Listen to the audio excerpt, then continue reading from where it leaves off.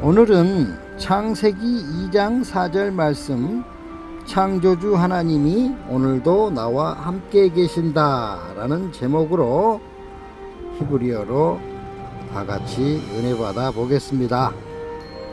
이것이 천지가 창조될 때에 하늘과 땅의 내력이니 여호와 하나님이 땅과 하늘을 만드시던 날에. 사랑하는 성도 여러분, 창세기 1장을 보면 계속해서 하나님이라는 표현만 나옵니다. 하나님이 이르시되, 하나님이 보시기에 좋았더라, 하나님이 창조하시니라. 그런데 창세기 2장 4절에 와서 처음으로 하나님의 이름이 바뀌십니다. 하나님에서 여호와 하나님 이렇게 바뀌지요. 왜 갑자기 이름이 바뀌셨을까요? 성경은 단어 하나도 이유 없이 바꾸지 않습니다. 창세기 1장은 우주를 창조하신 전능하신 하나님을 보여줍니다. 그러나 창세기 2장은 그 하나님이 인간에게 가까이 다가오시는 장면입니다. 멀리서 보고만 계시는 하나님이 아니라 이제는 우리들의 삶 속으로, 인생 속으로 들어오시는 하나님이 되어주신다라는 말씀입니다. 그래서 엘로힘만이 아니라 여호와 엘로힘으로 우리들에게 나타나십니다. 여호와는 언약의 이름입니다. 관계의 이름입니다.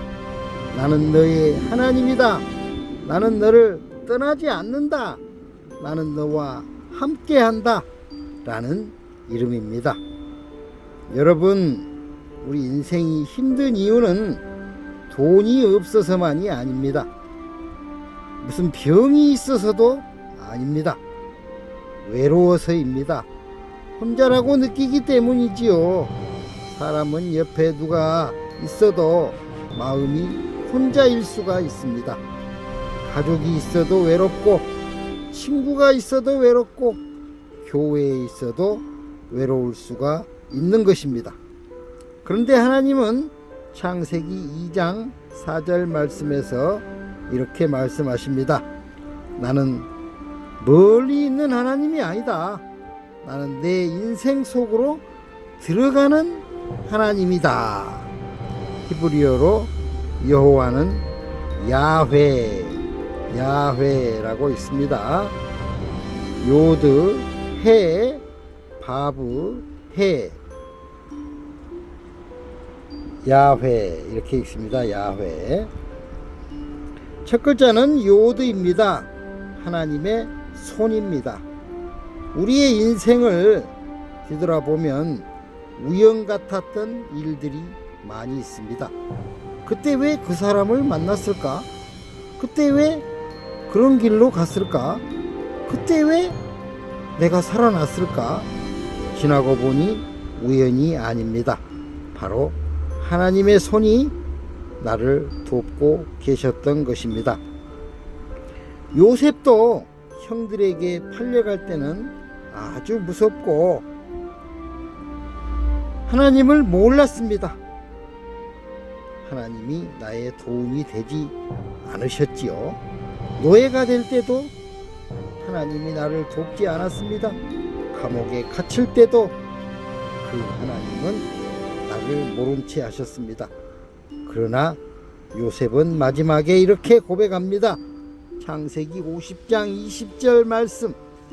당신들은 나를 해하려 하였으나 하나님은 그것을 선으로 바꾸사. 하나님의 손은 요셉의 감옥에서도 움직이고 있었던 것입니다. 성도님들, 지금 이해되지 않는 일이 있습니까? 하나님은 설명보다 먼저 나에게 하나님의 손으로 일하십니다. 우리는 이유를 찾지만 하나님은 길을 만들고 계십니다. 두 번째 글자는 숨입니다. 숨을 불어넣는 모습이지요. 생기입니다. 창세기 2장 7절에서 하나님은 흙을 사람으로 빚으셨습니다. 아담을 만드셨지요. 그런데 흙만 있으면 사람은 아닙니다. 하나님이 숨을 불어넣으셨을 때, 생기를 불어넣었을 때 비로소 사람이 생명이 움직이고 살아났습니다. 여러분, 돈은 벌고 있는데 영혼은 죽어 있을 수 있습니다. 배고파서 밥은 먹고 있는데 내 마음은, 영은 굶고 있을 수가 있습니다. 사람들 앞에서는 웃고 있는데 집에 돌아와서는 울 수 있습니다. 겉모습은 살아있는데 속은 죽어 있을 수 있습니다. 그런 사람에게 하나님은 오늘 또 말씀하십니다. 내가 다시 숨을 불어넣겠다. 에스겔 골짜기의 마른 뼈도 말씀이 들어가고 하나님의 바람이 들어가자 살아났습니다. 죽은 뼈가 살아난 것이 아니라 하나님의 생기가 들어간 것입니다. 우리 인생도 마찬가지입니다. 영혼을 살게 하는 것은 환경이 아닙니다. 하나님의 숨결, 생기입니다. 세 번째 글자는 바브입니다. 바브. 연결한다 라는 의미입니다. 바로 못입니다. 예수 그리스도의 십자가의 못.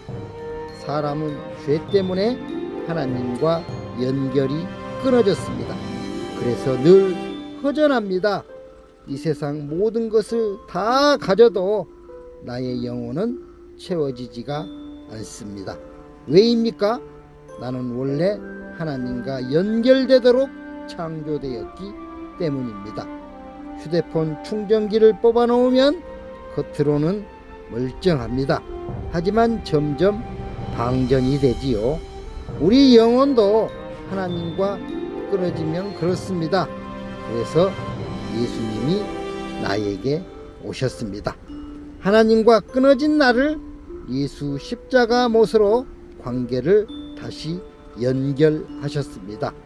주님은 내가 너를 사랑한다 라고 말만 하지 않으셨습니다. 십자가에 못 박히심으로 나를 사랑하심을 증명하셨습니다. 사랑하는 여러분, 여기서 중요한 것은 하나님은 단순히 세상을 만드신 분이 아니시라는 것입니다. 많은 사람들이 하나님을 그렇게 생각합니다. 세상을 만드시고 떠난 분. 하지만 성경은 전혀 다르게 말씀합니다. 하나님은 창조하시고 떠나신 분이 아니라 창조하시고 나와 함께 하시는 분이십니다. 아담이 넘어졌을 때도 찾아오셨습니다. 노아가 방주 안에 있을 때도 함께 하셨습니다. 아브라함이 고향을 떠날 때도 함께 하셨습니다. 요셉이 감옥에 있을 때도 함께 하셨습니다. 다윗이 광야에 있을 때도 함께 하셨습니다. 다니엘이 사자굴에 있을 때도 함께 하셨습니다. 세 친구가 풀무불 속에 있을 때도 함께 하셨습니다. 그리고 오늘 우리와도 함께 하십니다. 어쩌면 님은 지금 하나님이 정말 나와 함께 하신다면 왜 이렇게 힘듭니까? 라고 묻고 있을지 모릅니다. 그 질문은 믿음 없는 질문이 아닙니다. 시편 기자도 똑같이 물었습니다. 욥도 물었습니다. 예레미야도 물었습니다. 심지어 십자가 위에 예수님도 어찌하여 나를 버리셨나이까? 라고 하나님께 외치셨습니다. 얼마나 힘들었을까요? 그러나 중요한 것은 느낌이 아닙니다. 사실입니다. 해가 구름 뒤에 가려져도 사라진 것은 아닙니다. 하나님도 마찬가지입니다. 안 느껴진다고 없는 것이 아닙니다. 침묵하신다고 떠난 것이 아닙니다. 보이지 않는다고 버린 것이 아닙니다. 여러분의 지난 인생을 한번 뒤돌아보십시오. 죽을 만큼 힘들었던 때가 있었습니다. 포기하고 싶었던 날도 있었습니다. 눈물로 밤을 지새웠던 그런 때도 있었습니다. 그런데 어떻게 여기까지 왔습니까? 무엇이 여러분을 붙들었습니까? 누가 여러분을 살려 놓았습니까? 여러분의 힘만으로 여기까지 온 것입니까? 아닙니다. 보이지 않았지만 여호와 하나님의 손이 나와 함께 계셨던 것입니다. 기도하겠습니다. 주님, 창조주 하나님이 오늘 또 나와 함께 계심을 믿습니다. 나는 자주 혼자라고 생각했습니다. 아무도 내 마음을 모른다고 생각했습니다. 내 인생을 하나님도 잊으신 것 같았습니다. 그러나 오늘 말씀을 통해 깨닫습니다. 내가 주님을 찾기 전에 주님이 먼저 나를 찾고 계셨음을, 내가 주님을 붙든 것이 아니라 주님이 나를 붙들고 계셨음을, 주님 눈물이 많았던 날에도 함께 계셨고 병원 진료실에서 두려워하던 순간에도 나와 함께 계셨고 돈 때문에 걱정하며 잠 못 이루던 밤에도 함께 계셨고 사람들에게 상처받아 울던 그 순간에도 나와 함께 계셨음을 믿습니다. 주님, 내가 보지 못해도 주님의 손은 일하고 있음을 믿게 하소서. 내가 느끼지 못해도 주님의 숨결은 나를 살리고 있음을 믿게 하소서. 내가 흔들려도 주님의 사랑은 흔들리지 않음을 믿게 하소서. 오늘 다시 한번 두려워하지 말라 말씀하시는 주님의 음성을 듣게 하소서. 내 인생의 끝이 아니라 새로운 시작을 보게 하소서. 창조주 하나님이 지금도 나와 함께 계심을 믿습니다. 예수 그리스도의 이름으로 기도합니다. 아멘. 평안하소서. 전화가 오네.